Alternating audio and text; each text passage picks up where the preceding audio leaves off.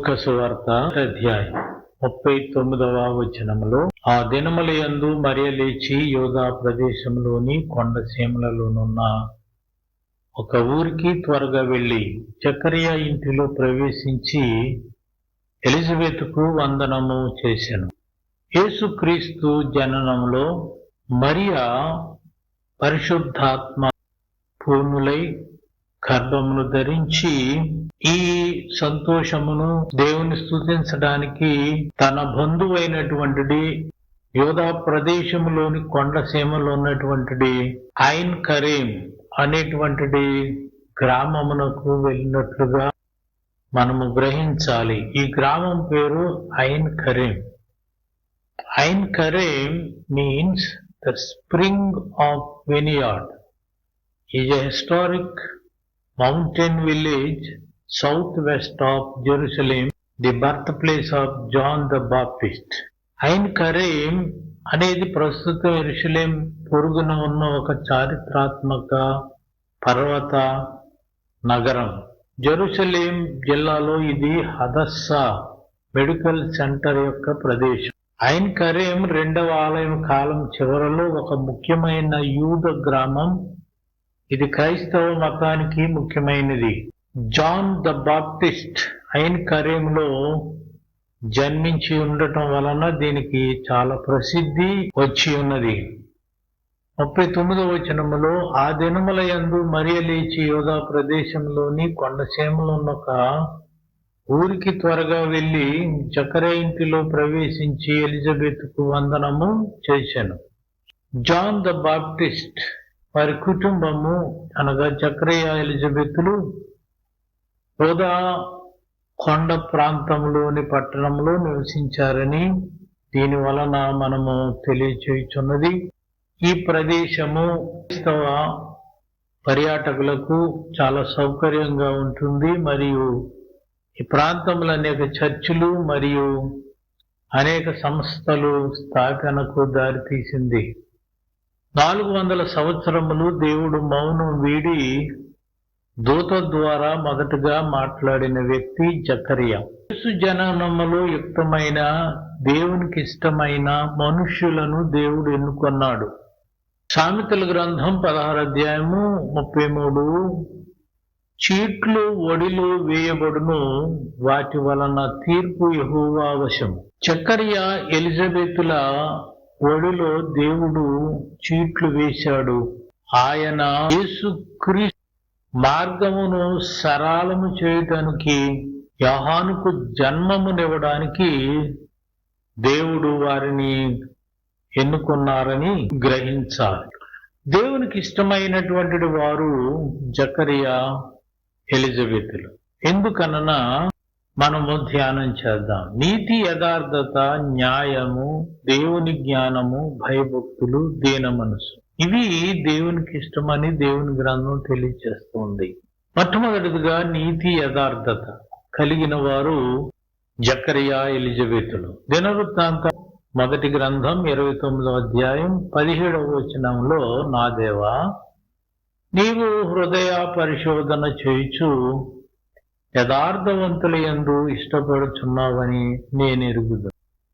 లూకా సువార్త 1 అధ్యాయం 5 యూదయ దేశపు రాజైన హేరోదు దినములలో అబియా తరగతిలోనున్న జకరియాను ఒక యోజకుడుండెను. అతని భార్య అహోరాను.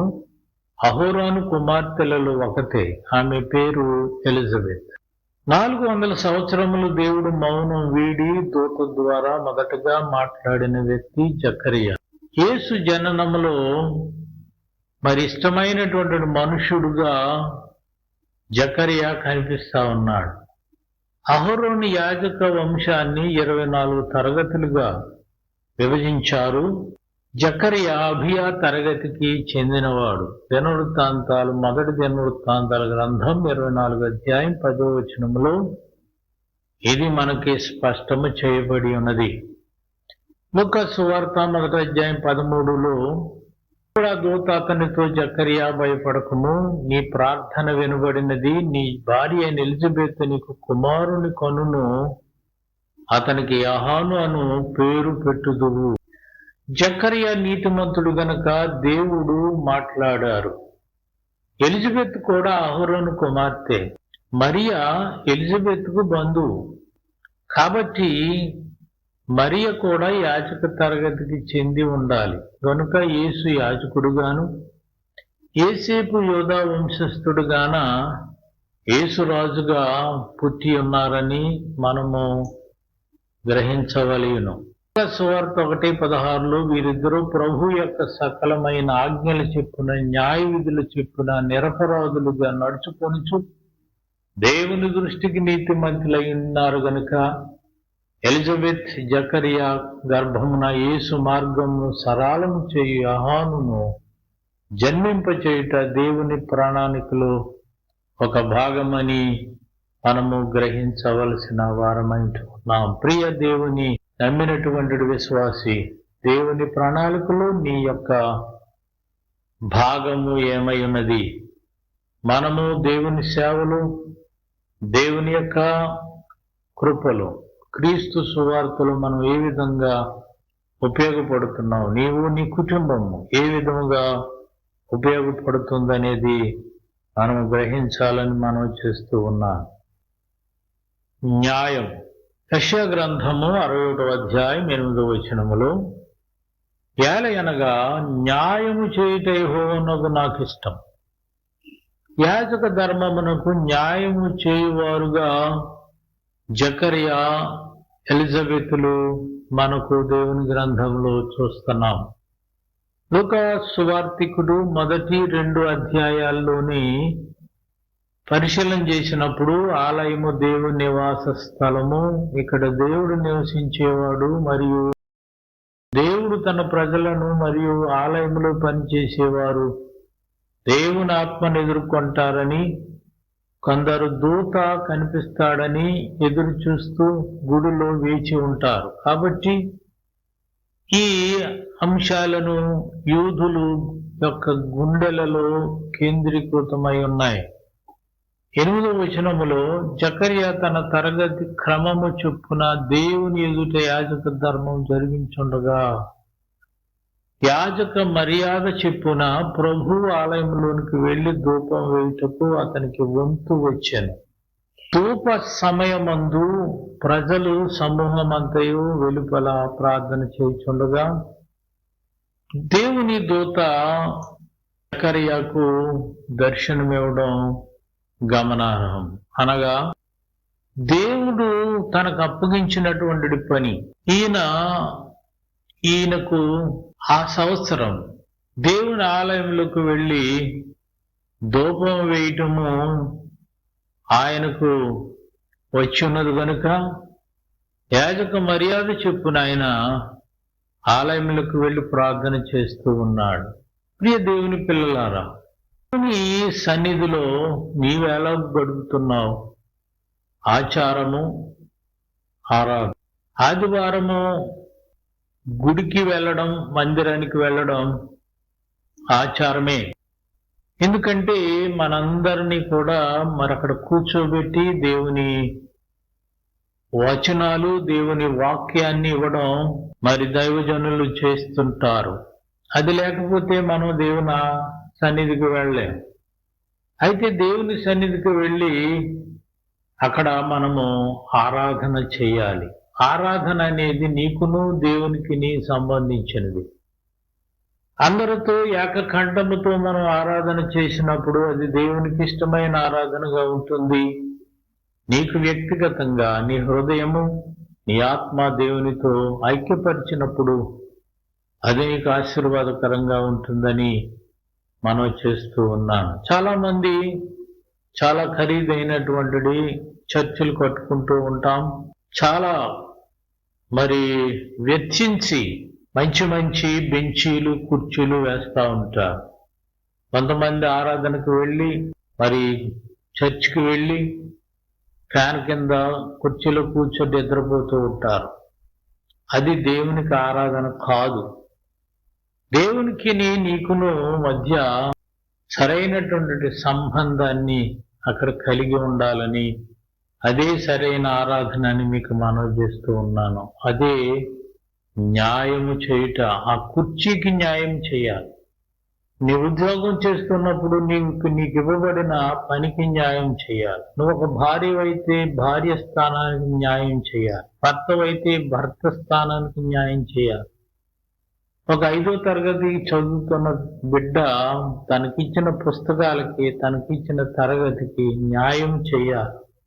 ఈ విధముగా వ్యక్తిగతంగా ప్రతి దాన్ని నేనేమై ఉన్నానో, నేను నాకు ఇవ్వబడిన బాధ్యత న్యాయం చేయుచున్నాను. పనిలో నిపుణత గలవాని చూచిదివా, అతడు అల్పుల ఎదుట కాదు రాజుల ఎదుటనే నిలుచును అని సామెతల గ్రంథంలో రాయబడుతున్నది. కనుక నీ పనికి నీవు న్యాయం చేయవాడుగా ఉండాలి. జకరయ్య తన యాజక ధర్మాన్ని మర్యాద చెప్పున చక్కగా నిర్వర్తించాడు గనుక దేవునికి ఇష్టడయ్యాడు. యోహానుకు తండ్రిగా ఉండడానికి ఆశీర్వదించబడ్డాడని మీకు మనవి చేస్తూ ఉన్నాను. 3వదిగా దేవుని జ్ఞానం. హోషేయ గ్రంథము 6:6. నేను బలిని కోరను గాని కనికరమునే కోరుచున్నాను. దహన బలుల కంటే దేవుని గూర్చిన జ్ఞానము నాకు ఇష్టమైనదని దేవుడు సెలవిస్తా ఉన్నాడు. ఆయన దేవాలయము, బోధనా స్థలము, ఆలయములో తోరా, ధర్మశాస్త్రం ఉపదేశించబడుతుంది. దేవుని గూర్చిన జ్ఞానము ఉపదేశించబడుతూ ఉంది. ఆలయము ప్రార్థన మరియు స్వచ్ఛత యొక్క ప్రదేశం. The temple is a place of prayer and purity. Zechariah స్వయముగా ప్రార్థనకు నాయకత్వం వహించారు. మరియు జకరియా తన విధిని నిర్వహించడానికి అక్కడికి వెళ్ళినప్పుడు ప్రజలు ప్రార్థన చేస్తూ ఉన్నారు. దేవాలయం అనేది అంత్యకాల ప్రవచనాలు విప్పుతున్న ప్రదేశమని మనము జ్ఞానము పొందాలి. యేసు మన ప్రపంచంలోనికి రావడం మరియు ఈ సంఘటన మన జీవితాలలో ఎలాగా జరగబోతుంది, వాగ్దానాలు ఎలాగ నెరవేర్చబడ్డాయి అనేది దేవుడు తన ప్రజలైన మనతో చెప్పడానికి ఒక భాగముగా, మరియు ఇప్పుడు దేవుడు చేస్తున్న ఒడంబడిక దానిలో అన్యులు కూడా భాగముగా ఉన్నారని మనము గ్రహించవలసిన వారమైంటూ ఉన్నాం. లూకాసు సువార్త 1:6 సకల ఆజ్ఞల చెప్పునను. ఆజ్ఞలు దైవ జ్ఞానాన్ని బోధిస్తాయి. మన దైవ జ్ఞానం ఎలా ఉంటుంది? ఒక పక్షి గుడ్లు పెట్టింది. గూట్లో అవి పొదిగి పిల్లలయ్యాయి. తల్లి పక్షి తన పిల్లలకు అనగా చిక్స్ కి ఒక చక్కటి రైమ్ నేర్పుతూ ఉంది. ఏంటి ఆ రైమ్ అంటే, వేటగాడు వస్తాడు, జాగ్రత్త జాగ్రత్త, వల పన్నుతాడు, జాగ్రత్త జాగ్రత్త, నూకలు వేస్తాడు, జాగ్రత్త జాగ్రత్త, వలలో మిమ్మల్ని బంధిస్తాడు, జాగ్రత్త జాగ్రత్త. పక్షి పిల్లలు చక్కగా ఈ రైమ్ని నేర్చుకున్నాయి, చక్కగా వల్లిస్తున్నాయి. తల్లి చాలా సంతోషపడుతుంది. చాలా కాలం అయింది.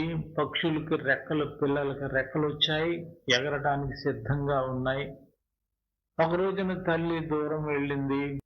ఆ సమయంలో పాటలు పాడుకుంటూ ఉన్నాయి. ఈ సమయంలో ఒక బోయవాడు, వేటగాడు వల తెస్తా ఉన్నాడు, నడుచుకుంటూ వస్తున్నాడు. అతనికి ఒక చక్కటి సౌండ్ వినపడతా ఉంది. ఏంటంటే, వేటగాడు వస్తాడు, జాగ్రత్త జాగ్రత్త. వెంటనే కంగు తిన్నాడు వేటగాడు. అయ్యో, ఈ పక్షి పిల్లలకి నేను వేటగాడిననే సంగతి తెలిసిపోయింది. ఇంత జాగ్రత్త పడ్డాయేంటి పక్షులు? చాలా తెలివి వచ్చింది, చాలా జ్ఞానం వచ్చింది అనుకున్నాడు. సరే, ఎందుకైనా వచ్చాను కదా, వల పన్నుదాం అనుకున్నాడు. వల పన్నుతాడు, జాగ్రత్త జాగ్రత్త. మరొక లైన్ విన్నాడు. మో, చాలా తెలివి వచ్చింది, చాలా జ్ఞానం ఉంది వీటికి అనుకున్నాడు. నూకలేస్తాడు, జాగ్రత్త జాగ్రత్త, ఇంకేం పడతాయి నా వల్ల, అన్నీ తెలిసిపోయింది వీటికి అనుకున్నాడు. అయినా సరే వలపన్నాడు, నూకలేశాడు, ఒక పొదచాటున దాక్కున్నాడు. ఈ పక్షి పిల్లలన్నీ కూడా వలలో మనల్ని బంధిస్తాడు, జాగ్రత్త జాగ్రత్త అనుకుంటూ ఎగురుతూ వచ్చి ఆ వల మీద వాలాయి నూకలు తినటానికి. వలలో చిక్కుకుపోయాయి. ప్రియ దేవుని పిల్లలారా, పాట తల్లి ఎందుకు నేర్పింది? జ్ఞానము పొంది వేటగాడి యొక్క బారిన పడకుండా రక్షించబడటం. దైవజనులు ఎందుకు వాక్యాన్ని బోధిస్తా ఉన్నారు? 10 ఆజ్ఞలు, ధర్మశాస్త్రము, దైవ సన్నిధి మనకేం బోధిస్తా ఉంది? అన్నీ నేర్చుకుంటున్నాము, కానీ మనము దైవ జ్ఞానాన్ని పొందకుండా మన ఇష్టానుసారంగా ఈ లోక జ్ఞానం ప్రకారంగా మనము ప్రయాణం చేస్తున్నామనే విషయాన్ని గమనించాలని మనవి చేస్తూ, 4వదిగా భయభక్తులు. కీర్తన గ్రంథం 147:11 తన యందు భయభక్తులు గలవారు యందు, తన కృప కొరకు కనిపెట్టి వారి యందు యెహోవా ఆనందించువాడై ఉన్నాడు. దేవునితో జకరియా భయభక్తులు కలిగిన వాడుగా ఉంటూ ఉన్నాడు. భయభక్తులు కలిగిన ప్రవర్తన కలిగి ఉంటూ ఉన్నాడు గనుక ధూప సమయమందు ప్రజలు సమూహమంతా వెలుపల ప్రార్థన చేయుచుండగా ప్రభుదూత వేదిక కుడివైపున నిలిచి అతనికి కనబడింది. జకరియా అతన్ని చూసి తొందరపడి భయపడిన వాడయ్యను. అప్పుడు ఆ దూత అతనితో, జకరియా భయపడకుము, ఈ ప్రార్థన వినబడినది, నీ భార్య అయిన ఎలిజబెత్ నీకు కుమారుని కనును, అతనికి యోహాను అని పేరు పెట్టుదువు. అతడు ప్రభువు దృష్టికి గొప్పవాడై ద్రాక్షారసమైనను మద్యమైనను త్రాగక తన తల్లి గర్భమున పుట్టినను మొదలుకొని పరిశుద్ధాత్మతో నిండుకొనిన వాడై ఇశ్రాయేలీలలో అనేకులను ప్రభువైన వారి దేవుని ఎదుటకు త్రిప్పును అని చక్కటి వాక్యాలు పలికిన దూతను బట్టి ఎంతో భయభక్తులతో జకరియా ఆ మాటలను విన్నాడు. జకరియా ఎలిజబెత్తులను బట్టి దేవుడు ఆనందిస్తూ ఉన్నాడు. అంతేకాదు, పుట్టబోయేటువంటి బిడ్డ, ఆ బిడ్డ అతడు పుట్టినందున అనేకులు సంతోషిస్తారు అని హితవు పలికింది. పుట్టబోయే యోహానును బట్టి దేవుడు ఆనందిస్తున్నాడు. నీవు దేవుణ్ణి సంతోషపెడుతున్నావా? ఒక చిన్న ఉపమానం చెప్తాను. రాజుగారి ఉద్యానవనము అనేకమైన పుష్పాల మొక్కలు, అలాగే పండ్లు, కాయలు ఇచ్చేటువంటి వృక్షాలు ఉన్నాయి. ఒక రోజున రాజుగారు ఉద్యానవనమునకు వచ్చారు. ఉద్యానవనంలో ఉన్నటువంటి మొక్కలన్నీ వాలిపోయి ఉన్నాయి. తోటమాలిని పిలిచి, ఏం దయాది ఇట్లాగా జరిగిందంటే, అవునండి, నేను నీళ్లు పెడుతున్నాను, ఎరువు వేస్తున్నాను, అయినా సరే ఇవి నిరసన తెలియచేస్తా ఉన్నాయి. ఎంత నిరసన అంటే, అదిగో వాటి మాటల్లోనే వినండి అన్నాడు తోటమాలి. రాజుగారు అడిగారు. మల్లి పొద దగ్గరికి వెళ్ళి, మా మళ్ళీ నువ్వు ఎందుకు ఇలాగున్నావు, నీకు వచ్చిన బాధ ఏంటి అంటే, మల్లి చెట్టు అంటుంది, నా పువ్వులకు రంగు లేదు కాబట్టి ఆ గులాబీ పుష్పాల వలె నేను రంగుగా ఉండాలి అంది. అలా ఉంటేనే బతుకుతాను, లేదా చచ్చిపోతా అంట. సరే గులాబీ, మరి అమ్మ గులాబీ నీకేమైంది, నువ్వెందుకు ఇలాగున్నావంటే, నాకు రంగు ఉంది కానీ వాసన లేదు, సువాసన వెదజల్లే ఆ మల్లి వలె నేను ఉంటాను అంటేనే నేను బ్రతుకుతానంట. సరే జామ చెట్టు దగ్గరికి వెళ్ళి రాజుగారు అన్నారు, అమ్మ జామ చెట్టు నీకేంటి బాధ అంటే, నా కాయలు మరి ఒగరగా ఉంటున్నాయి, ఆ మామిడి కాయలు వలె నా కాయలు కూడా ఉంటేనే బ్రతుకుతాను, లేదా చచ్చిపోతానండి. మరి మామిడి చెట్టు దగ్గరికి వెళ్ళి అడిగితే, మామిడి చెట్టు మరి నీకేంటి ప్రాబ్లం అంటే, అవును నేను ఈ జామ చెట్టు వలె ఉంటే బాగుంటుంది, సపోటా చెట్టు వలె ఉంటే బాగుంటుంది, ఈ విధమైనటువంటి ఎప్పుడు కాసే విధంగా ఉంటేనే ఉంటాను, లేకపోతే చచ్చిపోతానంట. సరే, ద్రాక్ష తోటకు వెళ్ళాడు. ద్రాక్ష తీగ దగ్గరికి వెళ్ళి, నువ్వెందుకు నిరసన తెలియజేస్తున్నావంటే, నేను నా కాళ్ళ మీద నిలబడలేని పరిస్థితి, ఏదో స్తంభానికో ఏదో తీగకో ఆనుకుని ఎదగాలి, నేను ఎంతకాలం ఈ ఎదో బ్రతుకు, ఆ కొబ్బరి చెట్టు వలె దృఢమైనటువంటి కాండము ఉంటేనే బ్రతుకుతాను, లేక చచ్చిపోతానంట. సరే, కొబ్బరి చెట్టు దగ్గరికి వెళ్ళాడు రాజుగారు. అమ్మ, కొబ్బరి చెట్టు నీకేంటి బాధ అంటే, ఆ కాయలు ఎక్కడో ఆకాశంలో ఉంటున్నాయి, ప్రజలు మరి ఆ కాయలు తీసుకోవాలంటే ఎక్కలేకపోతున్నారు కనుక ఆ ద్రాక్ష గుత్తులు వలి చేతికి అందేటట్లుగా నా గెలలుంటేనే నేను బ్రతుకుతాను, లేదా చచ్చిపోతాను అంటుంది. అంటే తన పక్కన ఉన్నటువంటి వాటి వలె ఉండాలి అనుకుంటున్నాయి కానీ, తనకు తానుగా దేవుడు నన్ను ఒక ప్రత్యేకతను నాకు ఇచ్చాడు, అందుకే ఈ లోకంలో సృష్టించాడు అనేటువంటి జ్ఞానము కలిగి లేకుండా మాట్లాడుతున్నాయి. ఫిలిప్పీయులకు రాసిన పత్రిక 4వ అధ్యాయం 11వ వచనంలో, నాకు కొదువ కలిగినందున నేను ఎలాగూ చెప్పుటలేదు, నేనే స్థితిలో ఉన్నానో ఆ స్థితిలో సంతృప్తి కలిగి నేర్చుకొని ఉన్నాను అంటున్నాడు. ప్రియ దేవుని పిల్లలారా, ఆ రీతిగా సంతృప్తి కలిగి ఉన్నారు. వీళ్ళు వృద్ధాప్యంలో ఉన్నారు, బహుకాలము గడిచిన వృద్ధులుగా ఉన్నప్పటికీ ఎట్టి పరిస్థితిలోనూ అసంతృప్తిగా లేరు. పిల్లలు లేరైనా అసంతృప్తి లేదు.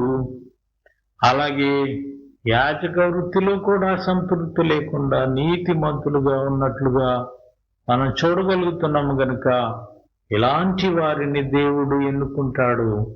మనము కూడా ఆ రీతిగా దేవుని యందు మంచి స్థితి కలిగి, జ్ఞానం కలిగి, దేవుని జ్ఞానం కలిగి ఉండాలని, భయభక్తులు కలిగి ఉండాలని మీకు మనవి చేస్తూ ఉన్నాను. 5వది దీన మనస్సు. కీర్తన గ్రంథం 149:4లో, యెహోవా తన ప్రజల యందు ప్రీతి గలవాడు, ఆయన దీనులను రక్షణతో అలంకరించును అంటున్నాడు.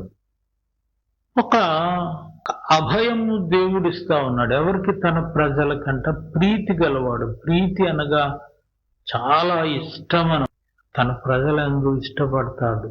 తన ప్రజలే ఆ దేవుడు, మన దేవుడు. సువార్త 24:25లో 24వ వచనంలో, ఆ దినములైన పిమ్మట అతని భార్య ఎలిజబెత్ గర్భవతి అయి మనుష్యులలో నాకుండిన అవమానమును తీసివేయుటకు 25 నన్ను కటాక్షించిన దినములలో ప్రభువు ఎలాగున చేసిననుకొని ప్రభు ఇలాగూ చేసెను. యహాను తల్లిగా దేవుడు ఎలిజబెత్ను అలంకరించాడు. వృద్ధాప్యములు. యోధా స్త్రీ గొడ్రాలుగా ఉండటానికి ఇష్టపడదు.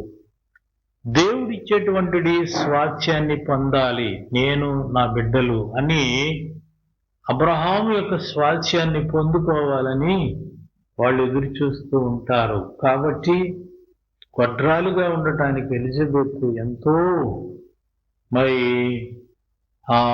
ప్రార్థన చేసింది, ఎదురు చూసింది. కనుక తన ప్రజలైనటువంటి ఎలిజబెత్ను, దీన మనసుతో ఎదురు చూసిన ఎలిజబెత్ను దేవుడు గర్భముతో అలంకరించాడు. దేవునికి స్తోత్రం. అంతేకాదు, జకరియా స్తుతి గీతాన్ని కూడా మనం పరిశీలన చేసినప్పుడు, లూకా సువార్త 1వ అధ్యాయం 69-78, ద సాంగ్ ఆఫ్ జకరియా 68 అంటాడు, ప్రభు అయిన ఇజ్రాయేలు దేవుడు స్తుతింపబడును గాక, ఆయన తన ప్రజలకు దర్శనమిచ్చి వారికి విమోచన కలుగు చేసెను. సేవకులైన దావీదు వంశమందు మన కొరకు రక్షణ శృంగమును, అనగా మన శత్రువుల నుండి, మనలను ద్వేషించు వారి చేతి నుండి తప్పించి రక్షణ కలుగజేసెను అని రక్షణ వస్త్రము చేత ఏ విధంగా మనలను యేసుక్రీస్తు ద్వారా ఆయన మనల్ని అలంకరిస్తా ఉన్నాడు, ఈ లోకాన్ని అలంకరిస్తా ఉన్నాడు.